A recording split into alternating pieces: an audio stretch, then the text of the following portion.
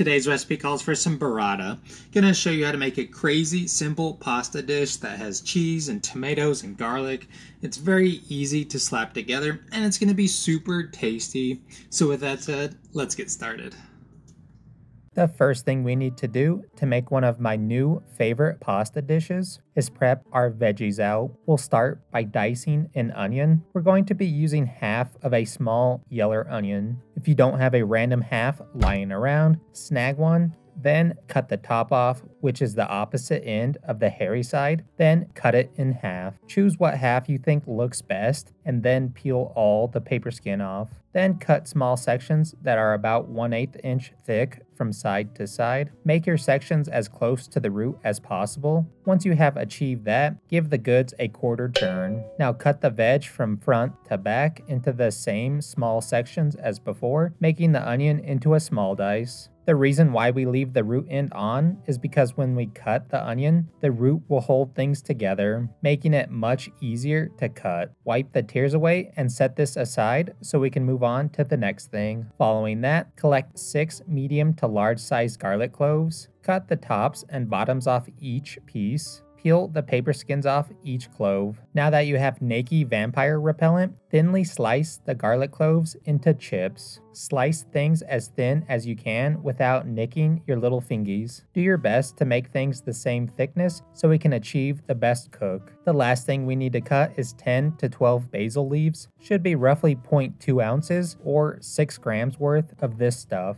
We need to chiffonade the leafy greens, which means to cut them into little ribbons. The quickest and easiest way to do this is by stacking the leaves onto one another, going biggest to smallest, and then rolling them into a cylinder. After you have that done, simply cut the cylinder-shaped item from side to side, making about 1/8 inch sections. It's imperative to use a sharp knife for this task. Using a dull blade will cause you to use more force when cutting, which in turn will bruise the basil, turning it dark in color and bitter in taste. When you've handled business, set the basil confetti aside for later. The next item we need to have at the ready with the rest of the goods is one of the main components, which is 24 ounces or 687 grams worth of cherry tomatoes. If you're in a pinch, grape tomatoes will also work for this recipe. We just need the teeny tiny red sphere-shaped root. Next, acquire a large stock pot. Fill that thing up with some clear liquid known as water. Dump enough water in that fills the pot 3/4 of the way full, give or take.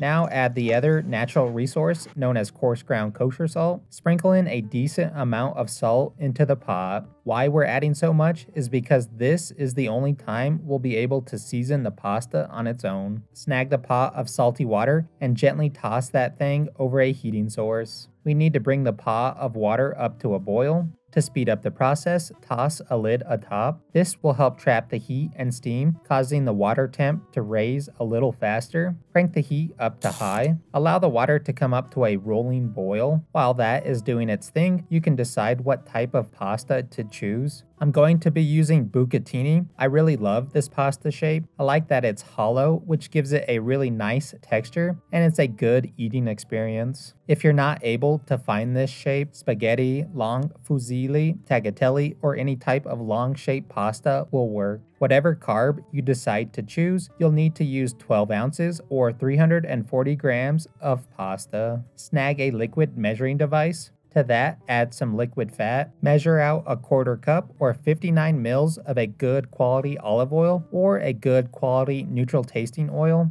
Find a large sauté pan. Take the cooking vessel, the toms, onion, garlic, and the oil over to the heating element. Crank the heat to a low-medium level of hotness. Pour the oil into the sauté pan. Scrape the measuring device clean to get all the liquid fat out. We don't want to waste any of that expensive goodness. Allow the oil to become ripping hot. When things are all hot and bothered, dump in the diced onion. Give things a quick mixer to coat the onion in the fat. Make it hail a few fat pinches of coarse ground kosher salt. Give it a stir around to spread the salt about. Sauté the onion for around 9 to 10 minutes or until they become translucent. When they've reached this point, add the cherry tomatoes into the pan. Mix the toms amongst the onion to coat everything in the oil. Make it hail a few fat pinches of coarse ground kosher salt. Give that a quick mixer. Cook the tomatoes for 20 to 25 minutes or until they burst and release all the juices that they hold. Cooking them for this long period of time will allow them to slowly release the natural flavors they hold. They will become slightly sweet and become a deep, rich tomato flavor as well. Turn the heat down to a low temp to slowly cook the toms. We're shooting to time things just right so our pasta and tomatoes are done at the same time. You may have to adjust the heat up or down on your veggies to make this happen. During the cooking process, continually stir the pan of goods to prevent things from burning and sticking. While the toms are cooking, check the pasta water. If things are at a rolling boil, drop in your pasta of choice. Fan out the long noodles around the pot. Allow the bottom half to become rehydrated and soft. Once they reach this point, push the rest of the noodle in until everything is fully submerged in the water. When all the noodles are under the water, immediately give things a stir. It's imperative to do this because the dry noodles will become rehydrated, causing them to stick together. Set a timer to cook the pasta according to the directions on the package. Stir the pot of noodles from time to time while they cook to prevent things from sticking together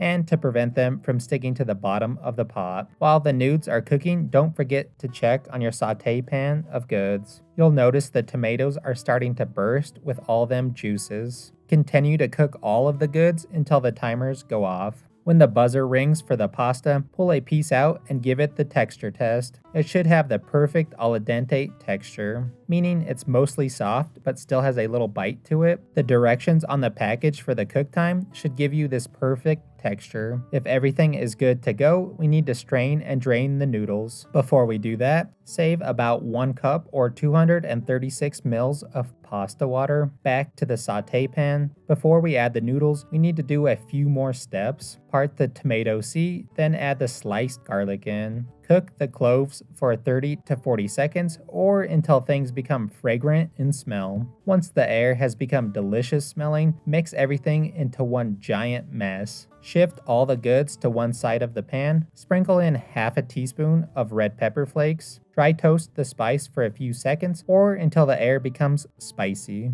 When that has occurred, stir the flakes into the tomato. Following the red pepper flakes, add in half a teaspoon of dried Italian spice blend. If you don't have any of that, oregano will work as well. After all the goods are mixed together and most of the tomatoes have popped, huck the gluten into the sauté pan. Using a pair of tongs, flip and toss the noodles into the pan of delicious goodness. To help make things saucy and to help coat the noodles, add small bits of pasta water to the pan. After that has been added, thoroughly mix things together. The water will help thin the sauce out to make it more saucy, while also causing the sauce to stick to the noodles because of the gluten that's in the water. It's some crazy food science type of stuff. Keep adding water until your heart is content with the way your pasta looks. Keep in mind to only add small amounts in at a time. Adding too much and you'll have a soup. After the noodles have been fully coated with the tomato and oil juice, we need to add a ball of burrata cheese, which is 8 ounces or 226 grams worth. Break it into medium to large sized chunks of cheesy goodness. Once in the pan, give it a good stir until it is mostly melted into the rest of the sauce. This will not only add flavor from its richness and fat, but it'll also give us a creamy texture. Finally, add the basil from earlier and give that a mix in as well. There may be some cheese stuck to the tongs. Pull that off and give it a mix in. We don't want to waste any of that. When things have been fully combined together, take it off the heat source. Give it a taste test and adjust the seasoning as needed with some coarse ground kosher salt. Now would also be the time to adjust the viscosity of the sauce. I added a touch more pasta water to hit my desired thickness. To garnish and finish off our pasta, add another ball of burrata cheese, breaking it into chunks once again. Sprinkle the hunks with a tiny pinch of salt, then lightly mix the cheese into the pasta.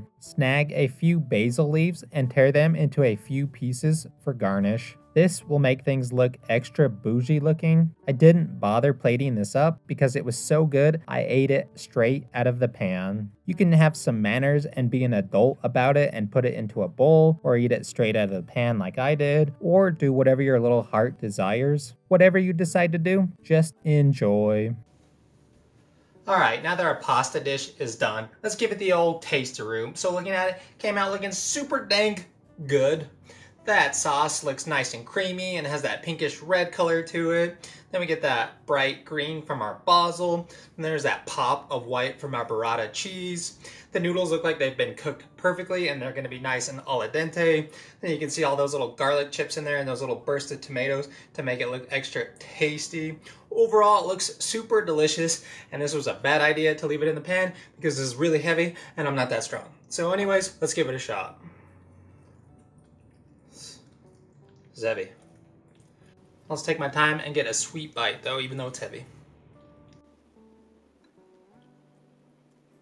This thing came out so dang freaking good. It's like the best pasta dish ever made on this channel. It's so delicious. The cherry tomatoes bring that pop of freshness, but they also bring a little bit of sweetness as well. And of course, that tomato flavor is nice and deep and rich since we cooked them down so far. Then you get that onion and garlic mix, which is the best combination ever and is a good base of flavor to build on. Then you get that nice fatty richness from our cheese, the burrata I should say. Brings that richness and that cheesiness and a little bit of fat as well. But the acid in the tomatoes helps cut through that richness of the cheese. Then we get that pop of freshness and that distinct basil flavor.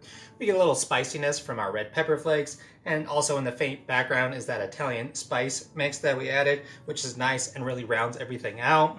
Texture-wise, it's super creamy and delicious. We get a little bit of crunch from the onion and the garlic. Then the noodles themselves are perfectly cooked and nice and al dente. This stuff is super dang good. I might take a break and just go sit on the couch and maybe watch some cartoons and just eat it straight out of the pot because it's that good. This pasta dish is crazy simple to slap together, and it's perfect for the weeknight meal to feed the family, or if you're having a bunch of friends over, you can slap this thing together and it's sure to be a huge hit. And you can pretty much make this any which way you want. Maybe you're a garlic fiend, so you add a ton of garlic and maybe some spinach and get rid of the regular noodles and use a protein noodle. Or better yet, just skip all that and add some grilled chicken to make it even tastier. So hopefully you enjoyed today's video. Thanks for watching. And I wasn't kidding about going and sitting on the couch and just eating it out of this pan and watching some cartoons. So I'm gonna go do that and maybe take a nap. So we'll see you on the next one. It's very easy, but very good. Very. This recipe, actual protein like chicken or chicken. So good. The best pasta.